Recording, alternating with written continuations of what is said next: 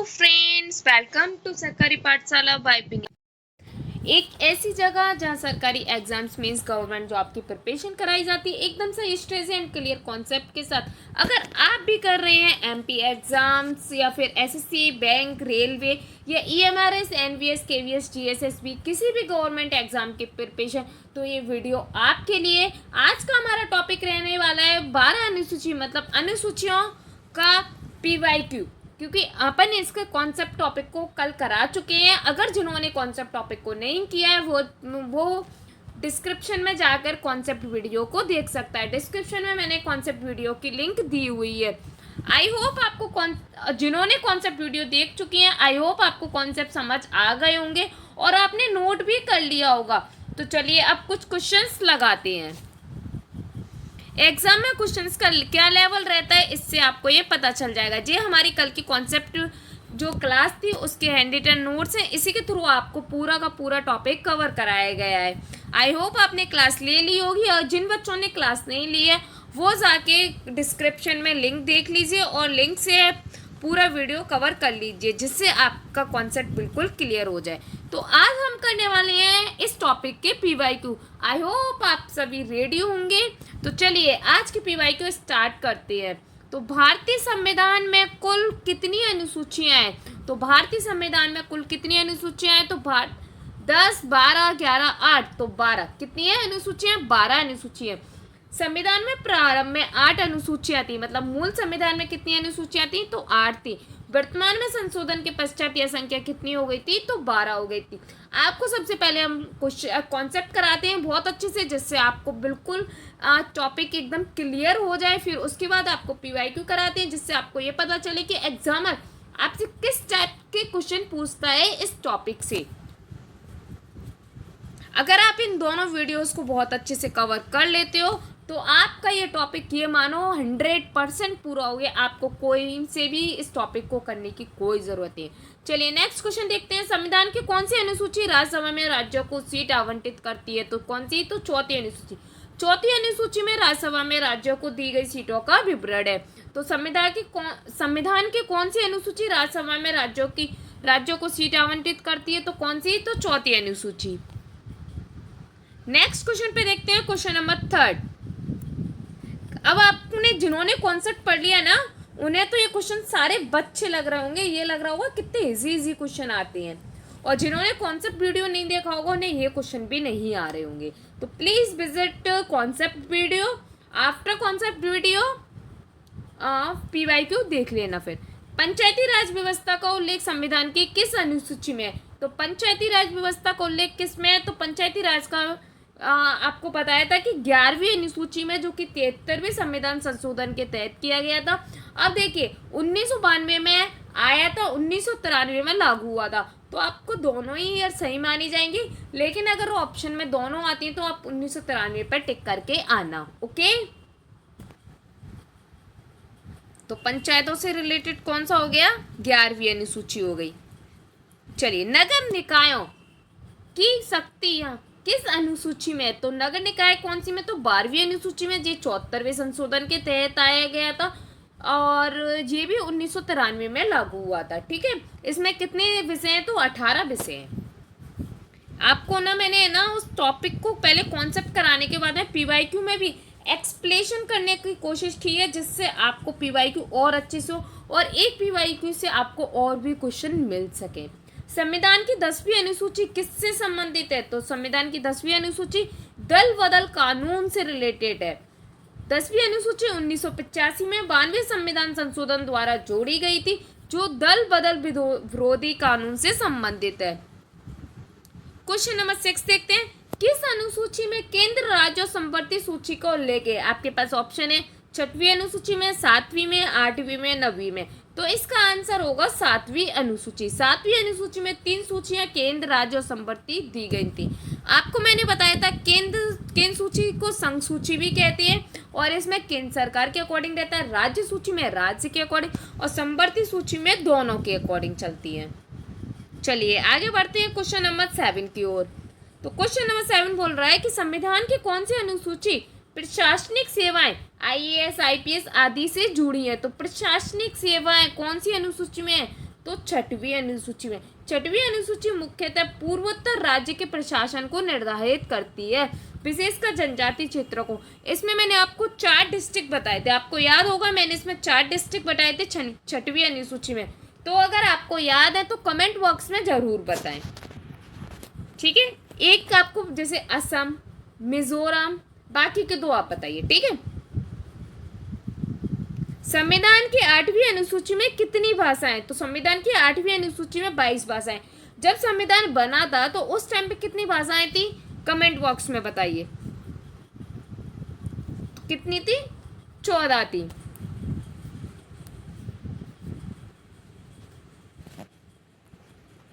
चलिए next question देखते हैं। नवी अनुसूची का संबंध किससे है? तो नवी अनुसूची का संबंध किससे है? तो भूमि सुधार कानून से। तो भूमि सुधार कानून से किसका संबंध है? तो नवी अनुसूची का है।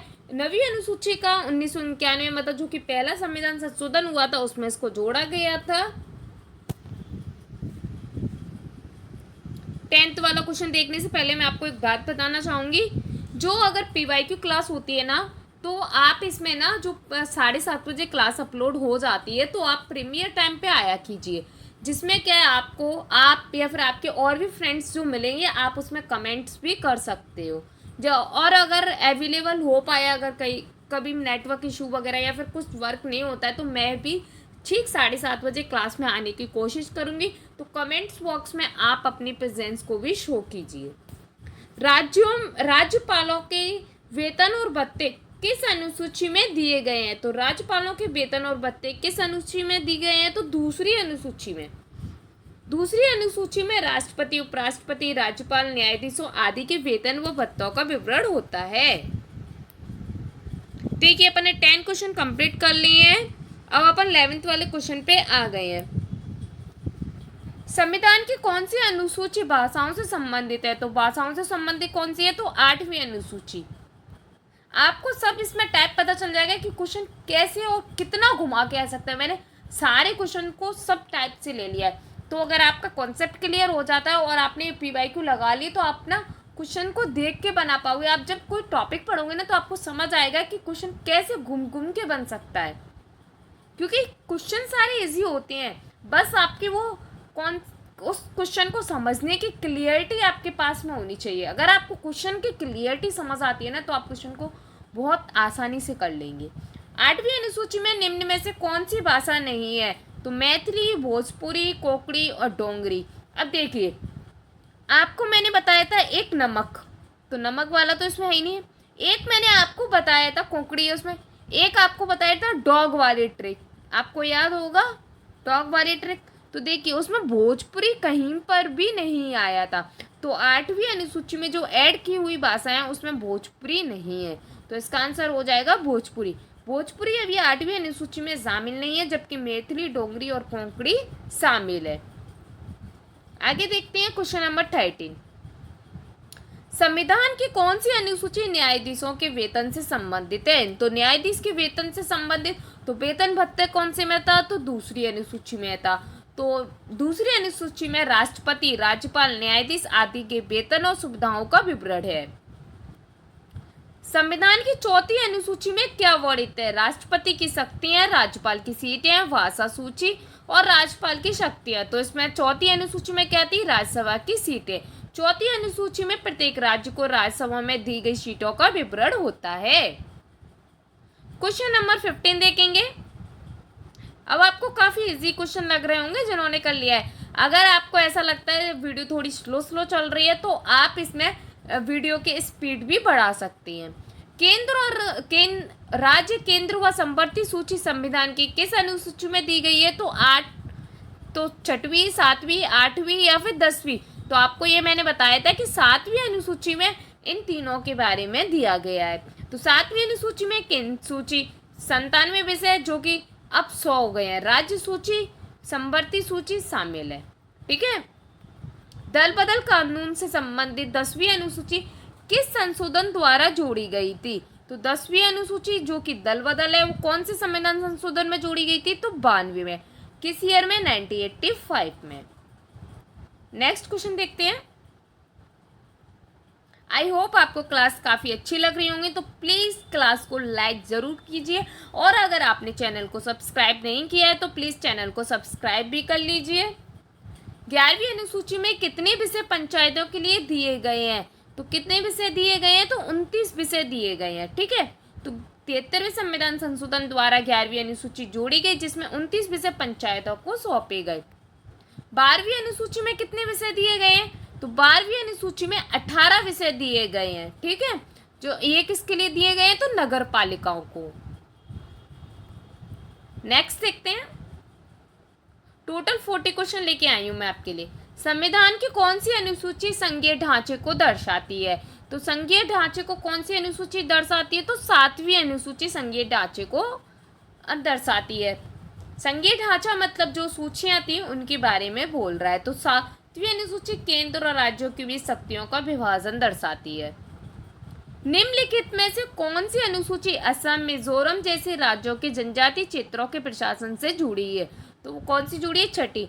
आप मुझे इसमें कमेंट बॉक्स में ये जरूर बताएं, असम मिजोरम के अलावा और कौन सी 2 स्टेट हैं जो कि इस अनुसूची के अंतर्गत आते हैं। आई होप आपने अगर कॉन्सेप्ट पढ़ा होगा तो आपको ये क्वेश्चन बहुत ही इजीली बन जाएगा। क्वेश्चन नंबर 21 देखते हैं।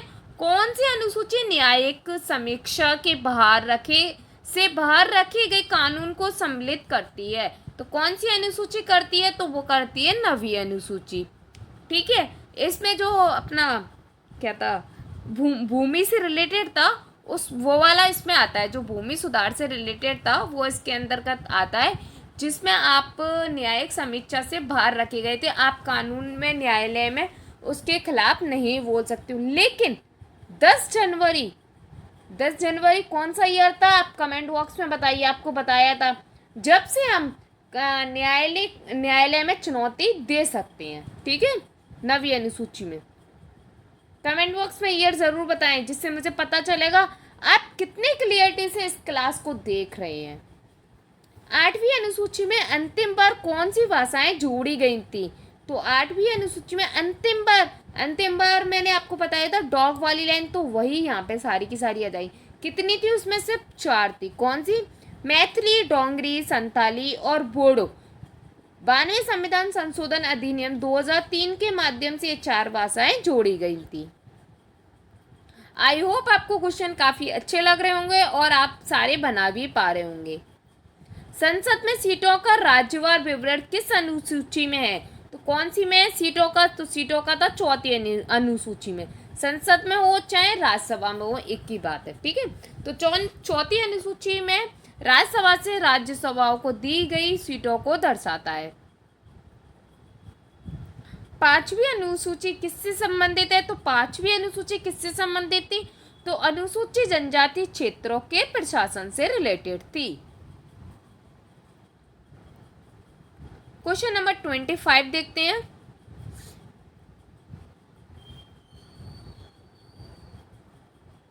छठवीं अनुसूची के अंतर्गत कौन से राज्य आते हैं? तो छठवीं अनुसूची के अंतर्गत मिजोरम, मेघालय, त्रिपुरा और असम आते हैं। तो छठवीं अनुसूची में इन पूर्वोत्तर राज्यों में स्वायत्त जिला परिषद की व्याख्या है। इसीलिए मैं आपसे बार बार यही क्वेश्चन पूछ रही थी। आई होप आपने पहले ही कमेंट बॉक्स में आंसर दे दिया होगा। संविधान की 9वीं अनुसूची में डाले गए कानून न्यायिक समीक्षा से पूर्णतः मुक्त हैं। अब ये तो क्या है, ये थोड़ा सा हाई लेवल पहुंच जाता है। तो ये सबसे पहले आपको एक कथन दिया है कि संविधान की 9वीं अनुसूची में डाले गए कानून न्यायिक समीक्षा में पूर्णतः मुक्त हैं। इसका रीजन दिया है 9वीं अनुसूची की सुरक्षा अनुच्छेद 31B द्वारा दी गई है। ये MPPSC प्री 2019 में पूछा गया है। तो आपको बताना है इसमें कौन सी लाइन सही है तो कौन सी गलत है। आप जानते हो कि ये पूर्णतः मुक्त नहीं है।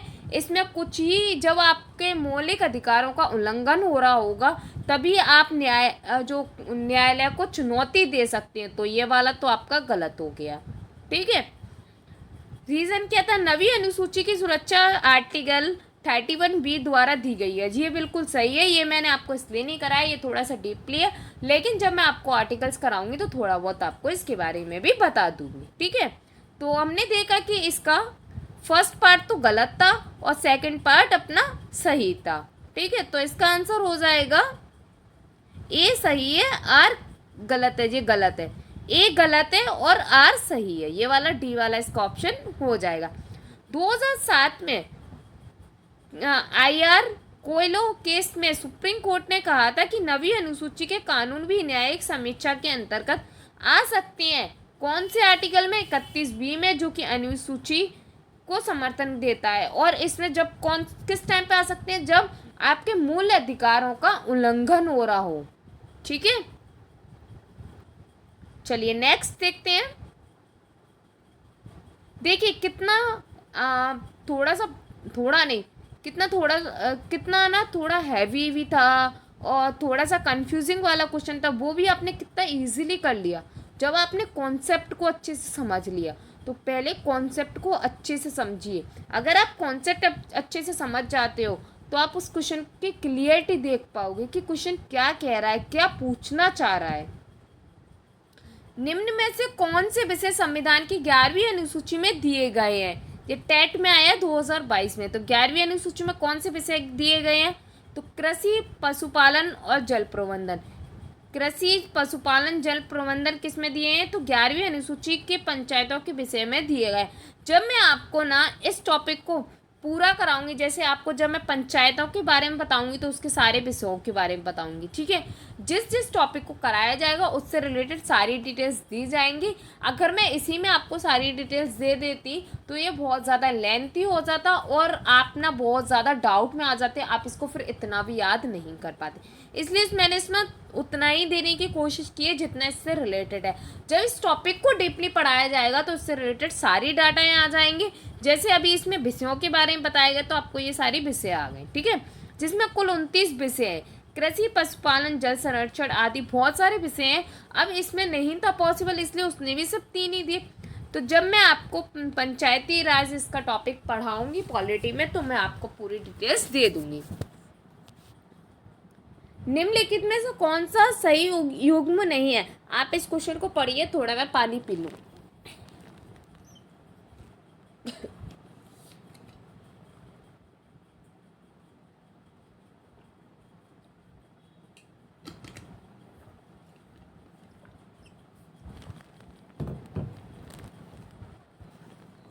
आई होप आपने क्वेश्चन पढ़ लिया होगा और आपको समझ में भी आ गया होगा।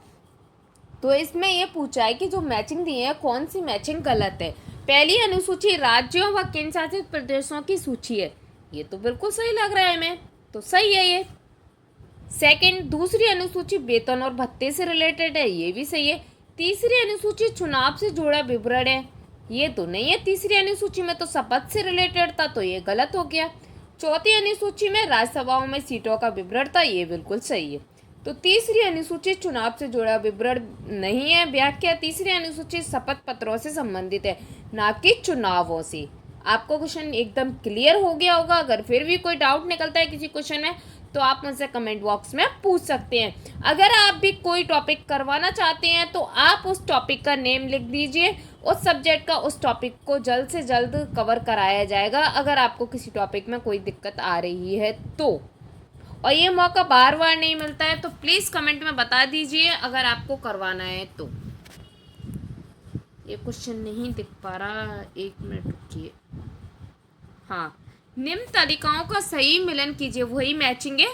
तो अनुसूची विषय, पहली में भाषाएं, 8वीं में राज्यों की सूची है, 7वीं में सूचियाँ हैं। और ये आपको सही जो मैचिंग मिलानी है कि कौन सी है। तो पहली में क्या है ये बताइए, क्या पहली में भाषाएं, क्या पहली में राज्यों की सूची है, क्या सूची है केंद्र और राज्य? तो पहली में राज्यों की सूची है, सारी केंद्र शासित और राज्य सारे किस में आते हैं? तो पहली अनुसूची में आते हैं। उसका नाम, संरचना, सब कुछ चेंज करना पहली अनुसूची में आता है। तो फर्स्ट का हो जाएगा बी। सेकंड देखते हैं 8वीं। तो 8वीं अनुसूची में क्या था? तो 8वीं अनुसूची में भाषाएं थी, जो कि मूल संविधान में 14 भाषाएं थी, जबकि वर्तमान में 22 भाषाएं। 7वीं अनुसूची में सूचियाँ आती हैं, केंद्र और राज्य और समवर्ती सूची। केंद्र को इस संघ सूची भी बोलते हैं। आई होप आपको इतना समझ आ गया होगा। तो इसका आंसर हो जाएगा फर्स्ट का बी, सेकंड का ए और थर्ड का सी। ऐसा किस में मिल रहा है? इसमें मिल रहा है, फर्स्ट का बी, सेकंड का ए और थर्ड का सी, फर्स्ट वाले में। ठीक है, तो ये थोड़ा सा इसका एक्सप्लेनेशन दिया है, मैं आपको ऑलरेडी एक्सप्लेनेशन बता चुकी हूँ, कोई ज़रूरत नहीं है उसकी। एंटी डिफेक्शन लॉ को लागू करने वाला प्रावधान पहली बार लागू हुआ था। तो एंटी डिफेक्शन लॉ मतलब दल बदल को रोकने की व्यवस्था का कानून कब हुआ था? अगर आपको इंग्लिश में नहीं समझ आ रहा हो तो आप उसमें लिख सकते हो दल बदल को रोकने का कानून। तो कब पहली बार लागू हुआ था? तो आपको पता है दल बदल कब आया था, कौन सी अनुसूची में आया? तो 10वीं अनुसूची में आया है। कौन से संविधान के तहत संशोधन के तहत आया? तो 92वें संविधान संशोधन के तहत आया। कौन सी ईयर में आया? तो 1985 में आया है। तो ये आपको क्लियर हो गया होगा, इसका आंसर हो जाएगा 92वां संविधान संशोधन 1985। और कौन सी अनुसूची? तो 10वीं अनुसूची। और कौन सा? ये दल बदल को रोकने की व्यवस्था। आई होप आपको क्वेश्चन समझ आ रहे होंगे और लेवल भी आप देख पा रहे होंगे, काफ़ी अच्छा लेवल आपको अब आ रहा होगा। स्टार्टिंग में थोड़ा इजी लिया था जिससे आपको क्वेश्चन समझ आने लगे। जैसे जैसे आपको क्वेश्चन क्लियर होता गया आपको थोड़ा सा लेवल भी बढ़ाता गई हूँ मैं। निम्नलिखित में से कौन सी अनुसूचियां संविधान द्वारा मूलतः दी गई थी? तो आपको बताया था कि जो संविधान की अनुसूचियां आती है तो मूल संविधान में कितनी थी? सिर्फ 8 थी। तो 1 से लेके 8 तक अनुसूचियां क्या थी? मूल संविधान में थी। और 9वीं से 12वीं तक जोड़ी गई हैं, ठीक है, संशोधन द्वारा। संविधान में 12वीं अनुसूची में किस प्रकार की संस्था को शामिल किया गया है? ये ग्रुप 4 2023 में आया है। तो 12वीं अनुसूची किससे रिलेटेड है? तो नगर पालिका से। तो नगर पालिका को कितने विषय? 18 विषय। काफ़ी बार रिपीट हो गया ये क्वेश्चन, तो आप देख सकते हो क्वेश्चन कैसे रिपीट होते हैं। 7वीं अनुसूची भारत के संघीय ढांचे की रीढ़ है। ये क्या है? इसकी कथन दिया है। जो 7वीं अनुसूची है तो भारत के संघीय ढांचे की रीढ़ है। क्या ये बात सही है? तो ये बिल्कुल बात सही है। अगर संघीय ढांचे की रीढ़ इसलिए बोलते हैं क्योंकि सारे जो नियम कानून बनाए जाते हैं वो 7वीं अनुसूची के तहत ही बनाए जाते हैं, जिसमें 3 डिवीजन थे, संघ, राज्य और संवर्ती सूची। इसमें 3 अनुसूचियां दी गई हैं, केंद्र, राज्य, संवर्ती। वही सारी बात होती, केंद्र ही कोई संघ बोलते हैं, तो ये भी सही है। तो कथन और रीजन, कारण दोनों की दोनों सही है इसमें। तो ए और आर दोनों सही है तथा आर ए की सही व्याख्या करता है। भारत के संघीय ढांचे में शक्ति विभाजन का आदर्श 7वीं अनुसूची में, जिसमें 3 सूचियां दी गई हैं। आई होप आपको क्वेश्चन बहुत अच्छे से समझ आ रहे होंगे। तो प्लीज़ चैनल को सब्सक्राइब कर लेना अगर आपने चैनल को अभी तक सब्सक्राइब नहीं किया है। अगर आपको वीडियो अच्छी लग रही है तो लाइक भी जरूर कीजिए। निम्नलिखित में से किस संशोधन द्वारा 11वीं अनुसूची जोड़ी गई थी? तो कौन से संविधान संशोधन में 11वीं अनुसूची जोड़ी गई थी? तो 73 में। क्या किस सब्जेक्ट से रिलेटेड था? किससे रिलेटेड था? तो पंचायती राज से रिलेटेड था, ठीक है। कब? 1992 में आया था, 1993 में लागू हुआ था, ठीक है।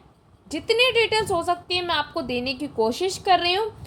फिर भी मैं आपसे कहूँगी कॉन्सेप्ट वीडियो ज़रूर देख लेना, जिससे आपका ये टॉपिक बिल्कुल क्लियर हो जाए। आपको इस टॉपिक में कभी भी कोई भी नंबर आपका वेस्ट ना जाए, क्योंकि एक एक नंबर बहुत ज़्यादा इम्पोर्टेंट है। निम्न में से कौन सी भाषाएं एक साथ 8वीं अनुसूची में जोड़ी गई थी? एक साथ 8वीं अनुसूची में जोड़ी गई थी कौन कौन सी भाषाएं? कोंकणी, डोगरी, उर्दू, सिंधी। उर्दू तो नहीं जोड़ी गई है, और सिंधी तो फर्स्ट में जोड़ दी थी पहले ही, तो ये तो गलत हो जाएगा।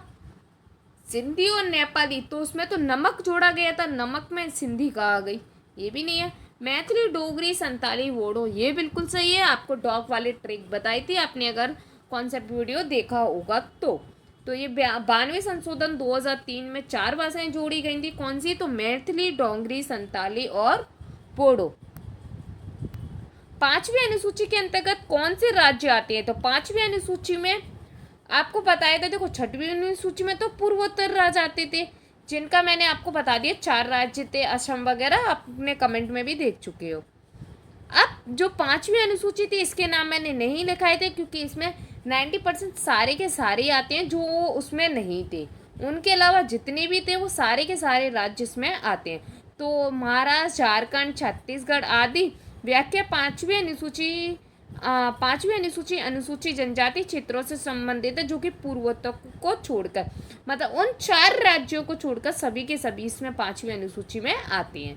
इसीलिए मैंने वहां पर उनको नहीं लिखाया था। चलिए नेक्स्ट, संविधान की कौन सी अनुसूची शपथों और प्रतिज्ञाओं से संबंधित है? तो कौन सी है? तो थर्ड अनुसूची। इसमें मंत्री, संसद, न्यायाधीश आदि को शपथ दिलाई जाती है। संविधान में अब तक अधिकतम भाषाएं किस संशोधन से जोड़ी गई हैं? तो सबसे ज्यादा 4 भाषाएं जोड़ी गई हैं, जो कि 92वें संविधान संशोधन के तहत 2003 में जोड़ी गई थी। कौन सी? तो मैथिली, डोगरी, संताली और बोडो। अब आज के टॉपिक के लास्ट 2 क्वेश्चन बचे हैं। आई होप आपको ये PYQ वीडियो काफ़ी अच्छा लगा होगा और आपने इससे काफ़ी क्वेश्चन आपके क्लियर भी हो गए होंगे, और मुझे लगता है आपने कॉन्सेप्ट वीडियो भी देख लिया होगा। अगर नहीं देखा है तो डिस्क्रिप्शन में आपको लिंक मिल जाएगी, आप देख लेना। और इसी टाइप के और भी जो क्लासेस हैं, और भी जो हमारी पुरानी क्लासेस हैं, उन सब के भी लिंक इस वीडियो के डिस्क्रिप्शन में दिए हैं, तो आप वहां से विजिट करके देख सकते हैं। अगर आप भी करना चाहते हैं कोई और नया टॉपिक, तो आप हमें कमेंट बॉक्स में बताइए, उस टॉपिक को जल्द से जल्द लिया जाएगा और एकदम अच्छे से उसको भी क्लियर कराया जाएगा। निम्नलिखित में से कौन सी अनुसूची में किस संशोधन द्वारा बदलाव नहीं किया जा सकता है? तो पहली में, 7वीं में और 10वीं में, या फिर कोई नहीं? तो देखो, कौन सी अनुसूची में किसी संशोधन द्वारा बदलाव नहीं किया जा सकता है? तो देखो, संविधान की सभी अनुसूचियों में संसद द्वारा संशोधन संभव है। कुछ के लिए विशेष प्रक्रिया होती है, लेकिन संशोधन समय हो सकता है। तो पहलवी में भी हो सकता है, 7वीं में भी हो सकता है, 10वीं में भी हो सकता है, इसलिए अपन इसका आंसर देंगे कोई नहीं। ठीक है, चलिए आज का लास्ट क्वेश्चन, निम्नलिखित में से कौन सा युग्म सही नहीं है? तो राज्यों और केंद्र शासित प्रदेशों की सूची, वेतन भत्ते व विशेषाधिकार, अनुसूचित जातियों की सूची, राज्यसभाओं की सीटें।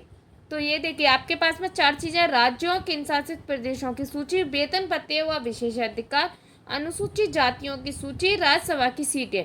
तो आपको इसका सही युग्म बताना है। तो पहली अनुसूची में क्या था? तो पहली अनुसूची में राज्यों, केंद्र शासित प्रदेशों की सूची थी। सेकंड में वेतन और भत्ते से रिलेटेड था। थर्ड, अनुसूचित जातियों की सूची थी। फोर्थ में राज्यसभा की सीटें थी। तो आप जानते हो थर्ड वाले में शपथ था, बाकी सारे सही है। तो ये थर्ड वाला यहाँ पे क्या हो जाएगा? गलत हो जाएगा। अनुसूचित जातियों व जनजातियों की सूची पिछड़ी जातियों के रूप में संविधान में अलग से दी गई है, वह तीसरी अनुसूची नहीं है। तीसरी अनुसूची में शपथ दिया गया है। आई होप आपको हमारी ये PYQ क्लासेस भी काफ़ी अच्छी लगी होंगी, और मुझे लगता है अब आपके कॉन्सेप्ट और ये क्वेश्चंस अगर आपको क्लियर हो गए हैं, तो समझ लीजिए पॉलिटी की अनुसूची चैप्टर आपके कंट्रोल में है। और याद रखिए, एग्जाम में ना क्वेश्चन टफ होते हैं ना इजी, बस क्लियरिटी वाली नजर चाहिए। अगर आपको ये वीडियो हेल्पफुल लगा हो तो एक लाइक ज़रूर करें और कमेंट बॉक्स में लिखें पॉलिटी अनुसूचित टॉपिक अब आसान है। और इस चैनल को जल्दी से जल्दी सब्सक्राइब कर लीजिए, जिससे आगे भी आपको नई नई वीडियोस के नोटिफिकेशन मिल सके। अगर आपको वीडियो अच्छी लगती है तो लाइक ज़रूर करें, कमेंट में अपना फीडबैक दें, और अपने दोस्तों और स्टडी ग्रुप्स में इस चैनल की लिंक को शेयर करें। जहाँ सवाल सिर्फ परीक्षा के नहीं होंगे, बल्कि आपकी नौकरी के होंगे, और हम उन्हें जीतेंगे समझ के साथ, रणनीति के साथ और 100% सिलेक्शन के इरादे के साथ। तो जुड़े रहिए सरकारी पाठशाला बाय विनीता मैम के साथ में।